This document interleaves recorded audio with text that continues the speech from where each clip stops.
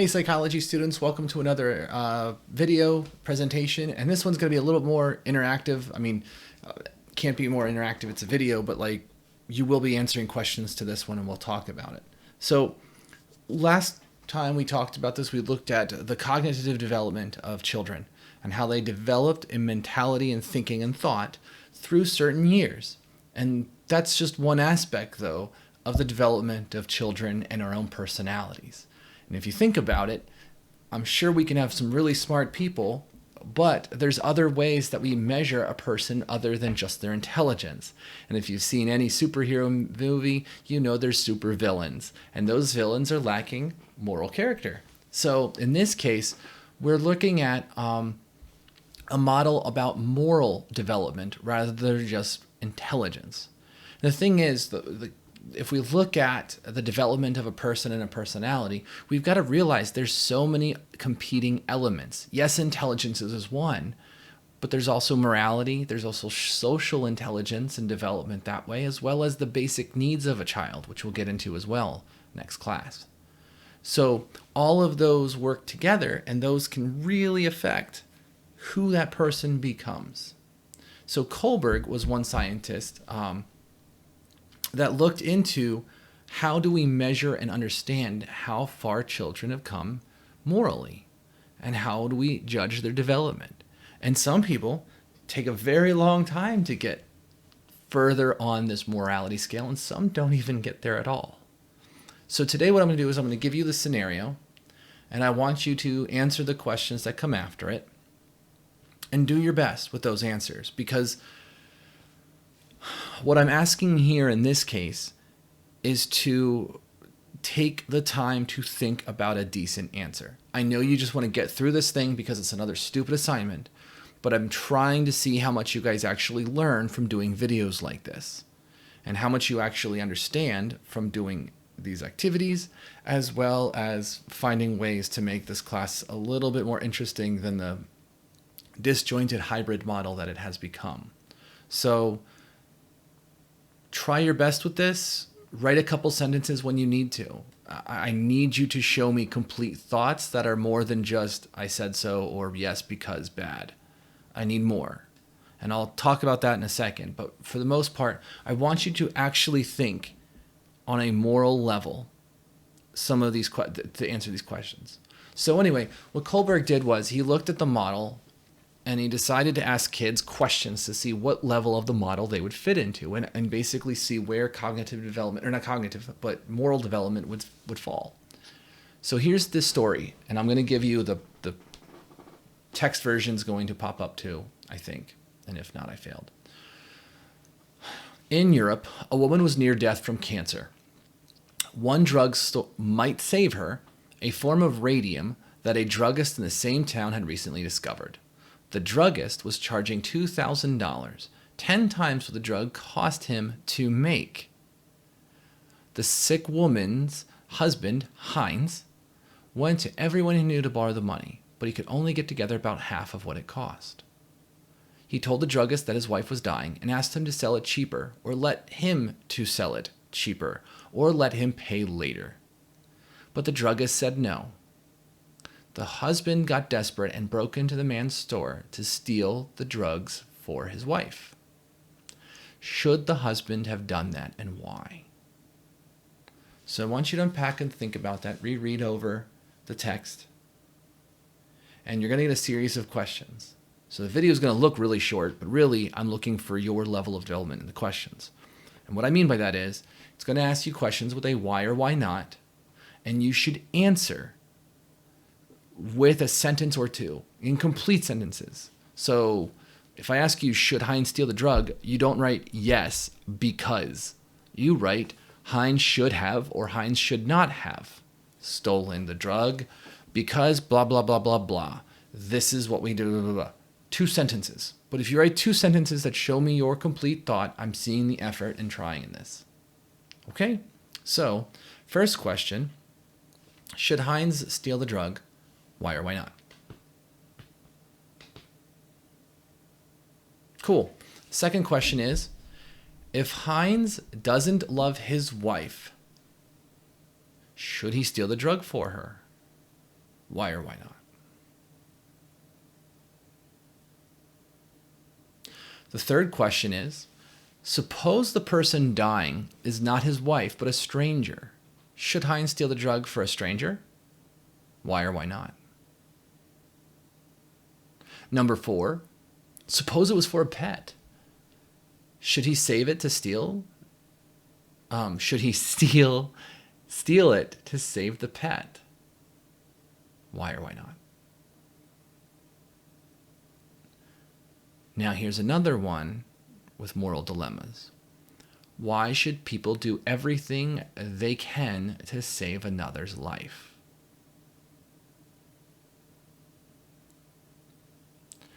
Is it against the law for Hines to steal? Oh, haha. It is against the law for Hines to steal. Does that make the law morally wrong? Why or why not? And in this case, it means, does that make what he did wrong? And number 7, why should people generally do everything they can to avoid breaking the law? How does this relate to Hines's case?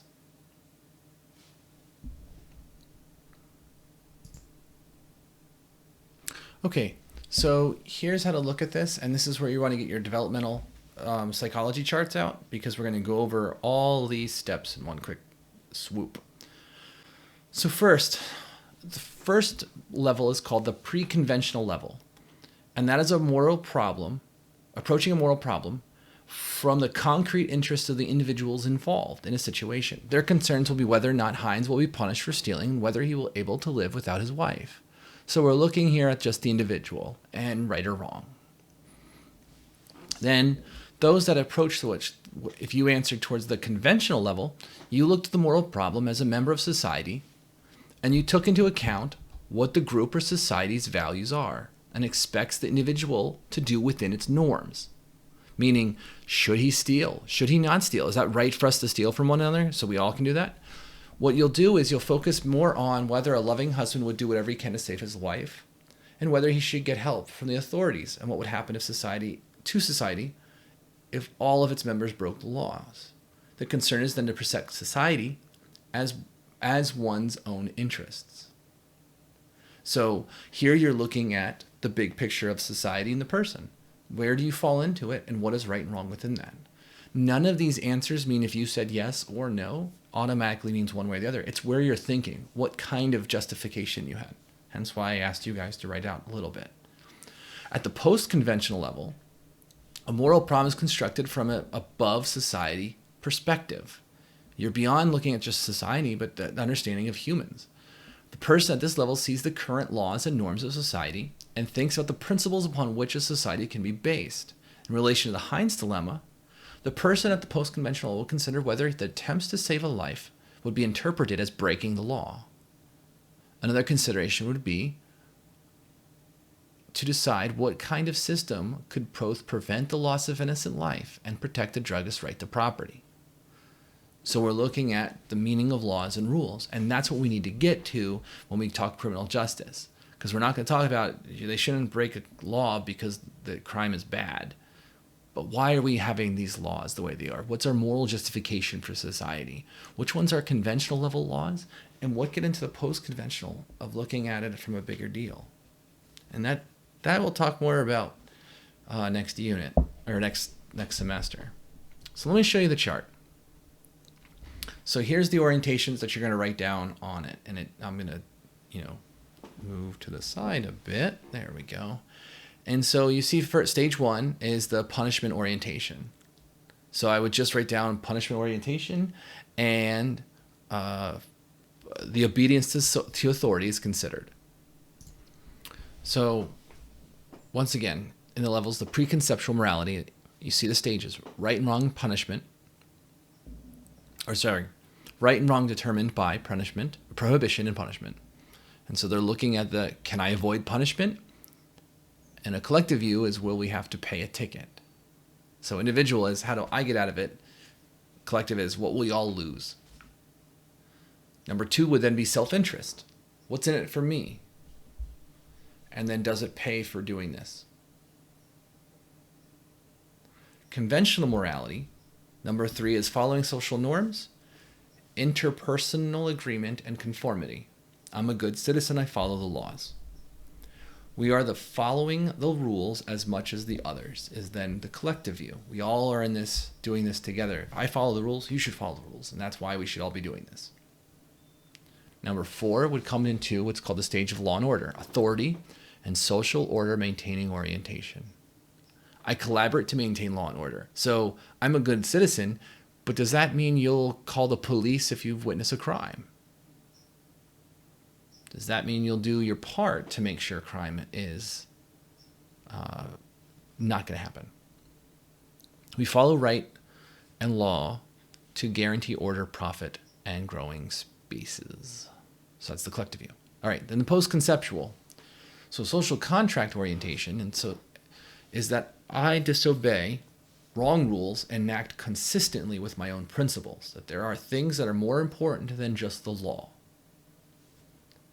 And then we should eliminate obsolete situations and wake up to promote a general welfare. And then finally, number 6 is universal ethical principles for mutual respect. I have an obligation to obey just laws and disobey unjust laws. And anyone following injustice or anyone experiencing injustice is wrong. And we must reestablish it. So then their collective view is we are committed to overpass social conventions to create a new common ground for justice and sustainability for next generation. So looking at the bigger picture, looking at, is this really how we want to have society? Is this really what do we want to have? And is this going to be sustainable? Is this going to be better this way?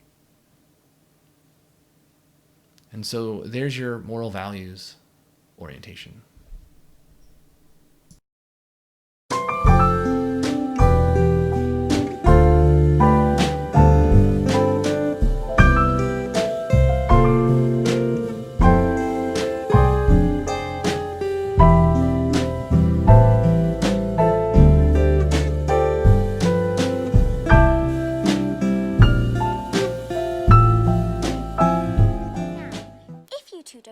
I'm going to bed before either of you come up with another clever idea to get us killed, or worse, expelled. She needs to sort out her priorities. You'll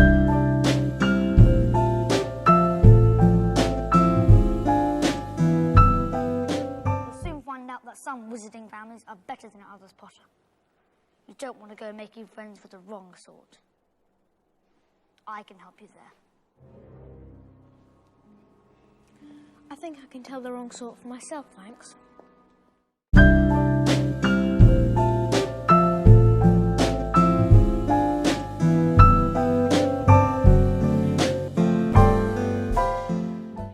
Do you have your feathers? Good. Now, don't forget the nice wrist movement we've been practicing. The swish and flick. Everyone? The swish and flick.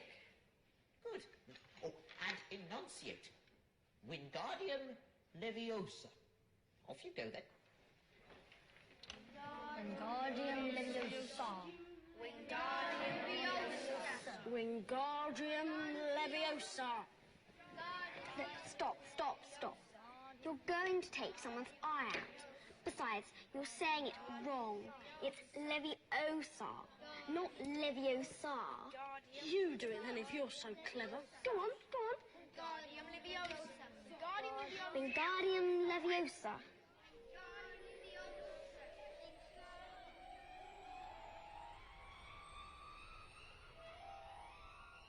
Oh, well done. See here, everyone. Miss Granger's done it.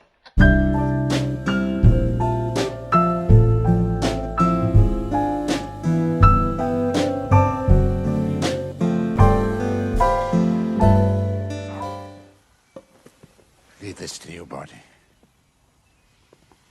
The rules are absolute. The Goblet of Fire constitutes a binding magical contract. Mr. Potter has no choice. He is, as of tonight, I'll try, wizard champion.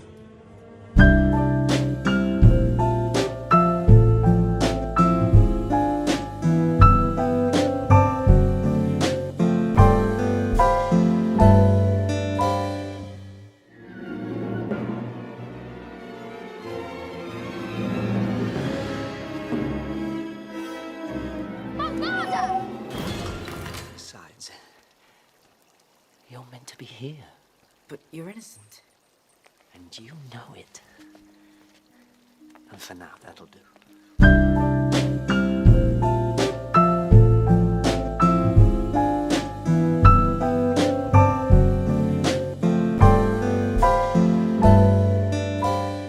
Been through. Something's gone wrong inside me. What if I'm becoming bad? I want you to listen to me very carefully, Harry. You're not a bad person. You're a very good person who bad things have happened to. You understand? Besides, the world isn't split into good people and Death Eaters. We've all got both light and dark inside of us. What matters is the part we choose to act on. That's who we really are.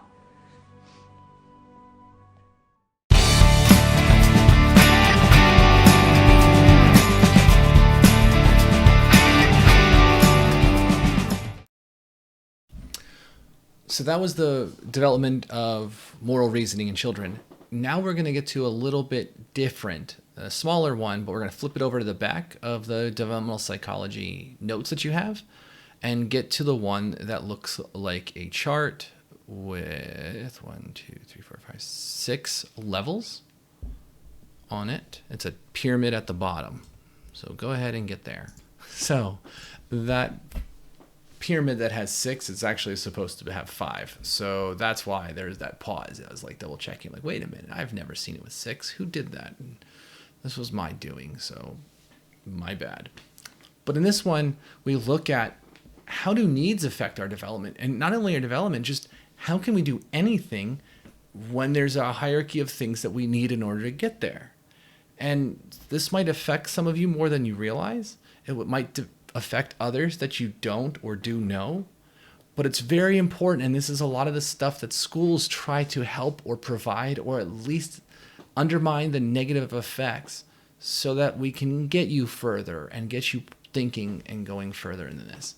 We can't always do all that because we don't have everything. And that's really the rough part. So at the very bottom of the pyramid, we're going to cut off the top one because it's too small anyway. But the bottom of the pyramid is the physiological needs. And so what this is talking about is all the basic needs in life, whether it be food, water, sleep, going to the bathroom, and sex.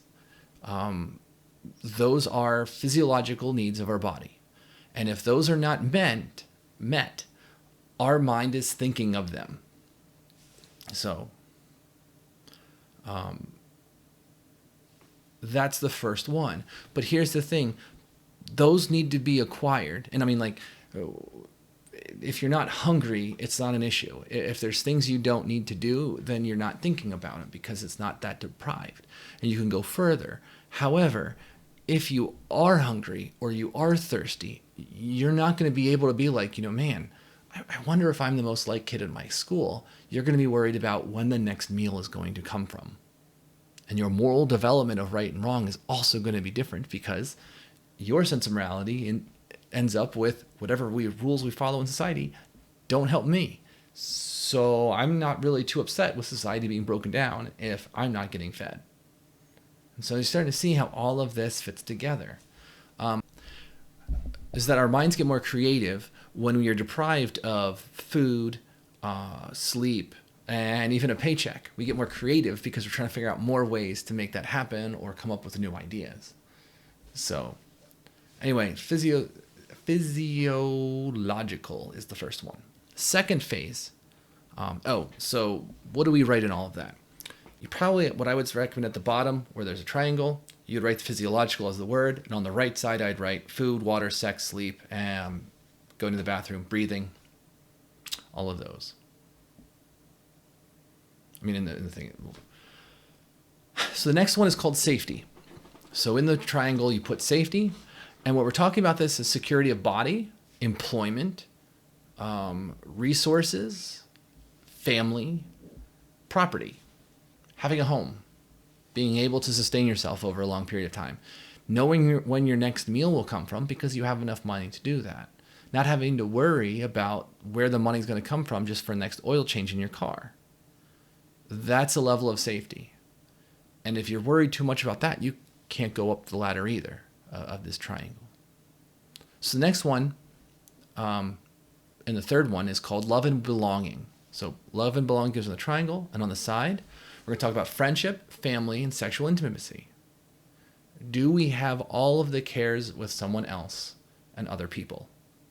Meaningful friendships that are different from romantic relationships matter. As some of you are learning with relationships with others, some of you are, putting a lot of your energy into one person, and that's a lot for anyone, or you might be the person getting all that energy. So divvying up where you spend your energy, family, romantic relationships, friendship, all of those matter. So next up is esteem, which is the next one rung up the ladder. You write esteem, which means your self-esteem, confidence, achievement, respect of others, and respect by others. So are you a good person and around others? And have you come about? So like I said, you might be doing really well and thinking pretty highly of yourself, and all of a sudden you don't know where your next meal is going to come from. Your focus on those other things are going to be deprived. You don't need those right now. You need to worry about your lower level things. So, and the final one is called self-actualization, the longest word for the smallest area. So on the side, that means morality, creativity, spontaneity, problem solving, lack of prejudices, and acceptance of fact. So looking at all of those factors, those are the ones that go into it as well. But you can't get there, once again, if all of those things below, anything below that, isn't there. So this pyramid of needs is that these need to be met at certain rungs of the ladder, certain levels of this pyramid, so that you can go further up. And what I mean by schools is schools try to provide free meals. I mean, they are this year for everyone. And so there's that. A lot of times schools become the safest place kids have, and it's really rough. And so those are two institutions right now that schools benefit. What do teachers try to do as best as we can? I mean, hopefully you thought I've tried enough to give you some understanding of love, of caring. I really do hope you're all doing well. And I know I've said that a couple of times, and it's like, man, Mr. J, you're being really feelsy and all that stuff. I get it, but you don't normally hear that. And we really do care about you all and want to make sure you all are doing okay.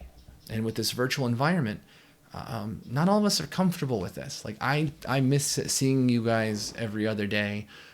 I miss the relationships, walking around, giving people a hard time, getting to know people individually.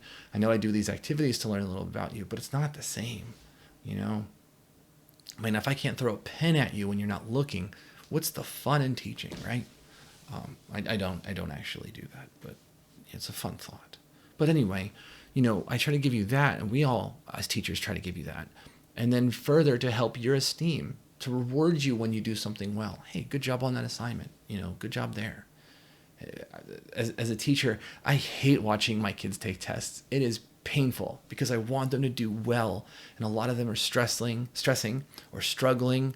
And it's just like, I just want to give them hugs and stuff, and not like, I joke with some of the kids who are really anxious or like, don't touch me. Like, don't worry, next time I see you really rough, I'll just come around and give you a big bear hug when you least expect it.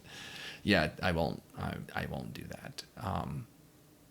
But if you look at the role of schools in this too, it does add up. And for some of you looking at this, might be realizing some things about your own childhood or right now or others, family, friends, siblings that have left the house. So that's Maslow's hierarchy of needs. There's going to be a worksheet with that. So good luck.